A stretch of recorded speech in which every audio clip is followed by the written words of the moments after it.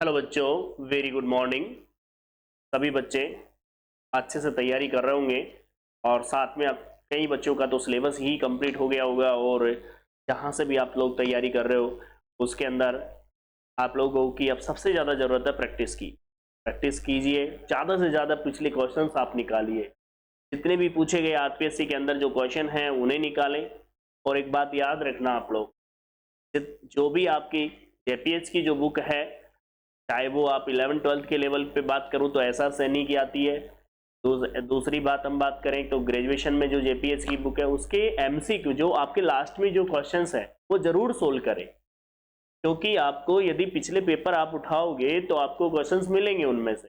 ऐसा देखा जाए तो नवकार पब्लिकेशन और जेपीएस से मिला के तो कोई भारी क्वेश्चन नहीं जाएगा यदि आप करते हो तो। अब वो आपकी इच्छा है। मेन चीज आप लोगों ने नोटिस किया कि अब तक जो भी एग्जाम हुई है उनमें सबसे पहली चीज ये आई है कि आपको डायरेक्ट रिजल्ट पता होना चाहिए। मैं बार बार जिक्र करता हूं, कुछ क्वेश्चन ऐसे होते हैं जिनका ना तो आरपीएससी भूलती है ना कोई पढ़ाने वाला भूलता है, हमेशा यही बात है, उनको रिपीट करते रहते हैं, लेकिन बच्चा उस चीज को नहीं लेता है सीरियसली। आपको पता है सीआर इक्वेशन के बारे में आप सोचो तो हर एग्जाम में कहीं ना कहीं नजर आ रही है। आप बताइए, आप लोग होमोजेनियस फंक्शन के बारे में सोचो तो वो भी नजर आएगा, कहीं ना कहीं फिक्स है कहीं ना कहीं। आप देखिए, हम बात करें सीक्वेंस की, बात करें रियल एनालिसिस के अंदर सीक्वेंस की बात करते हैं, ठीक है, तो उससे रिलेटेड क्वेश्चंस वगैरह हैं, कई सारी चीजें हम बात करेंगे यहाँ पर आज। डायनेमिक्स के कुछ फॉर्मूले जो आप लोगों के लिए आरपीएससी में जो पढ़ रहे हैं बच्चे, मतलब आरपीएससी की जो तैयारी कर रहे हैं बच्चे उनके लिए बेनिफिट होगा। देखिए, सबसे पहले तो हम बात कर लेते हैं यहाँ पर। देखिए बच्चों, हम बात करते हैं यहाँ पर, सबसे पहला जो फॉर्मूला है हमारा वो है अर्य वेग। बच्चों, अर्य वेग क्या होता है? ध्यान से सुनेंगे, अर्य वेग के बारे में हम बात कर रहे हैं। अर्य वेग आप जानते हो किससे शो करते हो? D R by D T. इसको आर डॉट से भी शो कर देते हो। याद रखें, D R by D T जो वेलोसिटी होती है वो कैसी होती है आपको पता होता? आर क्या होता है? ये आपकी ध्रुवांतर रेखा होती है।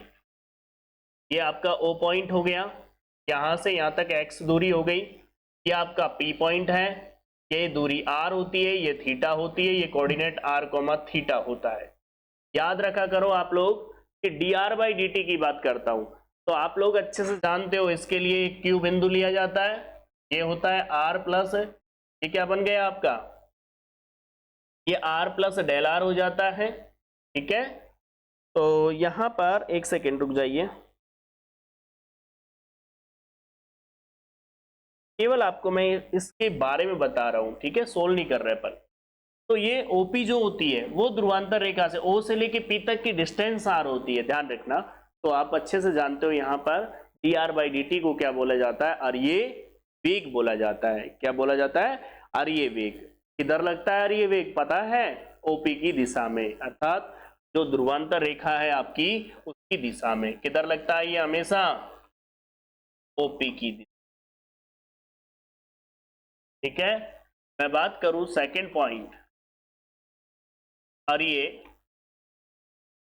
के अंदर वेग की बात कर लेते हैं पहले। अनुप्रस्थ वेग, अनुप्रस्थ वेग बोला जाता है बच्चों R D theta by D T, जिसे हम शो कर देते हैं कई बार आर थीटा डॉट से भी इंडिकेट कर देते हैं। बच्चों, अनुप्रस्थ त्वरण किस नाम से जाना जाता है? आर थीटा डॉट के नाम से जाना जाता है, और जिसे R D theta by D T indicate करते हैं हम अनुप्रस्थ त्वरण को। तो आप लोगों को पता होना चाहिए कि अनुप्रस्थ त्वरण क्या होता है। इसके बाद आप लोगों के सामने थर्ड पॉइंट पर आता है बच्चों, यहां पर आता है अर्य त्वरण। अर्य त्वरण आपको पता होना चाहिए, याद होना चाहिए क्या होता है अर्य त्वरण। याद है? नहीं याद है तो देखिए, D two R upon D T square minus R theta dot, अर्थात D theta by D T. इसे सेकंड फॉर्म में लिखें तो कैसे लिखेंगे? आर डॉट माइनस के आर थीटा डॉट। ये होता है आपका क्या? अर्य त्वरण। समझ में आ रही बात? देखो, यदि आपको फॉर्मूले याद है ना तो आप सोचो कि आप क्वेश्चन आराम से कर पाओगे। यदि आपको फॉर्मूले याद नहीं है तो आपको दिक्कत आएगी बाद में जाकर के। ठीक है भाई बच्चों, अब आप सुनिए ध्यान से, अनुप्रस्थ त्वरण क्या होता है, यहीं पर हम बात कर लेते हैं आगे। अनुप्रस्थ त्वरण, चौथा पॉइंट, अनुप्रस्थ त्वरण। अनुप्रस्थ त्वरण एक तो ये फॉर्म होती है 1/r d/dt r square theta dot. ऐसा नाम सुना है आप लोगों ने? बता दीजिए मेरे को, दो फॉर्म होती है ना इसकी, बताइए। r स्क्वायर थीटा डॉट, इसको सेकंड फॉर्म में कैसे लिख सकते हैं? 2r dot theta dot plus का चिन्ह। ठीक है, बताइए। अब r स्क्वायर कांस्टेंट है तो r थीटा डबल डॉट हो जाएगा। देखिए पहले इसको कंफर्म कर लीजिए, कोई भी प्रॉब्लम हो तो, कि 2r dot theta dot plus के r थीटा डबल डॉट। तो ज्यादातर कई बार इसे फॉर्म को काम में ले लिया जाता है हम, तो हमें दोनों फॉर्म आपको पता होनी चाहिए कि अनुप्रस्थ त्वरण की दोनों फॉर्म क्या होती। ठीक है बच्चों, अब एक और बात आप लोग सुनिए। आप लोगों ने देखा आर्य त्वरण, अनुप्रस्थ त्वरण, एक वर्ड आता है कोणीय, इसे कोणीय वेग के नाम से जानते हैं। और वेग, कोणीय वेग होता है बच्चों D theta by D T. बात समझ में आ रही है?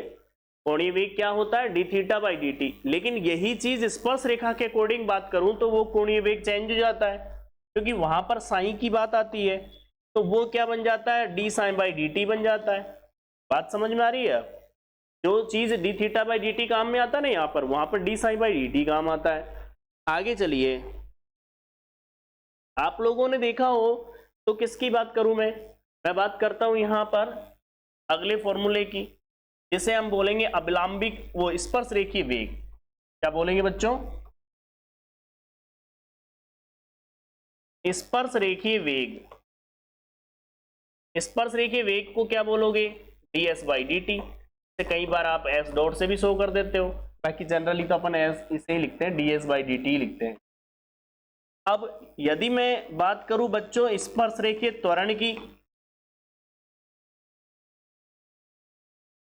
d2s upon D T square. भाई देखो, याद करोगे तो ही याद होंगे फॉर्मूले। मैंने बोला कि आपको ज्यादा से ज्यादा याद करने पर ध्यान दीजिए। अब जितना भी आप याद करोगे, जितनी चीजें आपको डाटा याद रहेगा, उतना ही आपको बेनिफिट है। मैं नहीं कहता, हो सकता है कई लोग आपको ये भी बात कहे कि नहीं समझने की जरूरत है, रटने की नहीं है, तो आप ये गलत फहमी के शिकार हो रहे हो कि 90, कम से कम बता दूं मैं आपको, ज्यादा नहीं तो 50% याद करना पड़ेगा आपको। किसी भी थ्योरम की बात करूं तो उस थ्योरम का स्टेटमेंट आपको याद रखना पड़ेगा सीधा, तभी तो ऑप्शन में रिजल्ट में आप टिक करोगे, नहीं तो कहां से करोगे बताओ? समझ रहे हो? तो आपको डाटा तैयार करने लग जाओ, याद करने लग जाओ उनको, जितना ज्यादा आप याद कर सको उतना याद कीजिए। देखिए यहां पर आगे बढ़िए बच्चों, स्पर्श रेखीय त्वरण। इसके बाद देखिए 7, वो आता है अभिलंबिक वेग। हमेशा याद रखो, जो अभिलंबिक वेग है वो क्या होता है? 0। और मैं यदि बात करूं किसकी? अभिलंबिक त्वरण की, अभिलंबिक त्वरण की, तो बच्चों वो होता है v स्क्वायर अपॉन रो। याद रखो तुम, v तो यहां ds बाई डी टी का काम कर रहा है, और जो रो है ना वो ds बाई डी साई का काम कर रहा है। याद होनी चाहिए चीजें, ध्यान रखना। v तो किसका काम कर रहा है? ds बाई डी टी का, और जो रो है वो किसका काम कर रहा है? ds अपॉन डी साई का काम कर रहा है। बोलिए बच्चों, क्लियर है? ठीक है। अब एक और है, इसके अंदर एक रिलेशन आता है, वो भी आपको पता होना चाहिए, मैं लिखा देता हूं। एक रिलेशन आता है स्पर्श रेखीय और उसमें संबंध, किस किस के अंदर? स्पर्श रेखीय वेग और कोणीय वेग में रिलेशन की बात आती है, जो भी आपको पता होना चाहिए।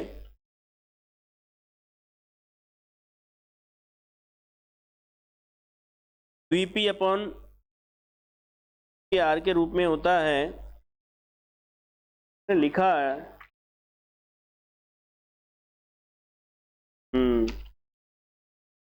पहले अब आप सुनिए, यहां पर यहां तक आप लोग देखिए और समझिए। ये तो हो गए आप लोगों के पास ये फॉर्मूले, जिनकी मदद से आप क्वेश्चंस आप कर सकते हो। ठीक है, तो आप लोग दोबारा एक बार रिपीट करोगे मेरे साथ, जो ये फॉर्मूले आपको तैयार होंगे। चलिए वापस रिपीट कीजिए। हम बात कर रहे हैं सबसे पहले बच्चों, सबसे पहले बात कर रहे हैं बच्चों अर्य वेग की। क्या होता है अर्य वेग? मेरे साथ बोलिए बच्चों, अर्य वेग क्या होता है? dr/dt। बोल रहे हो ना? अरे नहीं बोलोगे तो याद कैसे होंगे? जब आपसे कोई और चीज बुलवाते हैं, जैसे कोई सॉन्ग है या कोई प्रवचन है, वो सुनोगे, वो 100 बोलेंगे भाई, लेकिन पढ़ाई की चीज नहीं बोलोगे आप, तो कैसे याद होगा बताओ? dr/dt। तो बोलिए अर्य वेग dr/dt। अनुप्रस्थ वेग देख के बोलो भाई, अनुप्रस्थ वेग क्या होता है? अनुप्रस्थ वेग r/d(θ/dt। दूसरा आप लोगों से कहा गया क्या? दूसरा आप लोगों से कहा गया बच्चों अर्य त्वरण। क्या होगा? r double dot minus r theta dot का square, r double dot minus r theta dot का स्क्वायर। ठीक है, ध्यान से सुनो। मैं मानता हूं बहुत गहराई में आपने पढ़ा है, लेकिन जब क्वेश्चन आता है ना एग्जाम में, तो सीधा सीधा इजी सा फॉर्मूला नहीं पता होता। अभी पता हो तो आपको एनए के क्वेश्चन आए थे बिल्कुल इजी इजी, कोई कठिन क्वेश्चन नहीं था, लेकिन बस दिमाग से गायब हो जाता है उस टाइम फॉर्मूले, तो आपको पता होना चाहिए। ठीक है, तो मैं आप लोगों के साथ इन चीजों को जरूर लाऊंगा जिससे आप लोगों को थोड़ा बेनिफिट हो पाए। देखो मेरे पास समय थोड़ा सा प्रॉब्लम है, इस चक्कर से पूरा कंप्लीट टाइम नहीं मिल पाता। अनुप्रस्थ त्वरण, अनुप्रस्थ त्वरण क्या होता है? 1/r d/dt r² theta dot. आप बच्चों बताइए 2r dot theta dot plus r theta double dot. स्पर्श रेखीय वेग ds/dt, स्पर्श रेखीय त्वरण d2s/dt²। अभिलंबिक वेग 0 होता है, अनुप्रस्थ वो अभिलंबिक त्वरण v²/ρ होता है। एक बात बोलूं मैं आपसे, आप लोगों की क्या आदत है पता है? आप लोग क्या करते हो, जो भी चीज याद करनी है उसको चार्ट बनाएंगे, उसको लिखेंगे और अपने जो स्टडी रूम है उसके अंदर चिपका देंगे। लो चिपका दो, वो कितना याद हो जाता है आपको, वो रखा ही रहता है। आज से पहले जब मोबाइल भी बहुत कम मिलते थे, उस समय नंबर याद किए जाते थे किसी के, तो पता है आपको एक एक व्यक्ति के पास दिमाग में पूरे परिवार के तो रहते थे, आस पड़ोस के भी मोबाइल नंबर याद हो जाते थे उनको, जो नंबर होते थे, या और कोई डाटा है और कोई चीज है तो वो याद ही रखते थे। आजकल क्या करते हैं, जो चीज याद रखनी है ना उसको लिखेंगे, पहले लिख लेंगे भाई ये याद करना है मेरे को, लिख लिया। अब लिखने के बाद क्या करेंगे, बस वो रखा है। ज्यादा से ज्यादा चीजें पहले अपने माइंड में रखना सीखें, तब जाकर के आप लोग क्या कर पाते हो, अपनी कैपेसिटी बढ़ाओगे। ठीक है, आप लोगों ने कई बार देखा है कि आप लोगों को कहाँ मार्क कर लिया, अभी हमें याद करना है तो लिख करके चार्ट लगा लिया, अब आपके आंखों के सामने वो होता है तो याद रिपीट होता है, तब ठीक है। लेकिन बार बार, चलो ठीक है, मैंने आपको एक क्लास भी ली थी, उसमें बताया था आप लोगों को। चलिए आप लोग रोज सुनते हो किसी चीज को, जैसे कई लोग हैं, कई बच्चे हैं, सॉन्ग सुनेंगे, कंटिन्यू सुनेंगे, याद नहीं होगा वो जब तक आप लक्ष्य नहीं बनाओगे। ठीक है भाई, तो आज के लिए इतना ही है, कल अपन मिलते हैं अगली क्लास में। ओके कल का मतलब जब भी क्लास होती है भाई।